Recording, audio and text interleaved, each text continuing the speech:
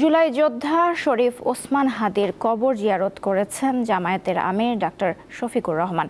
ভোরে হাদির কবর জিয়ারত করেন তিনি। ঢাকা বিশ্ববিদ্যালয়ের কেন্দ্রীয় মসজিদে ফজরের নামাজ আদায় শেষে নেতাকর্মীদের সাথে নিয়ে তিনি কবর জিয়ারত করেন। এ সময় উপস্থিত ছিলেন জামায়াতের সেক্রেটারি জেনারেল মিয়া গোলাম পরোয়ার, সহকারী সেক্রেটারি জেনারেল আব্দুল হালিম, ইসলামী ছাত্র শিবিরের কেন্দ্রীয় সভাপতি জাহিদুল ইসলাম, জামায়াতের কেন্দ্রীয় কর্মপরিষদ সদস্য মোবারক হোসেন সহ আরও অনেকে।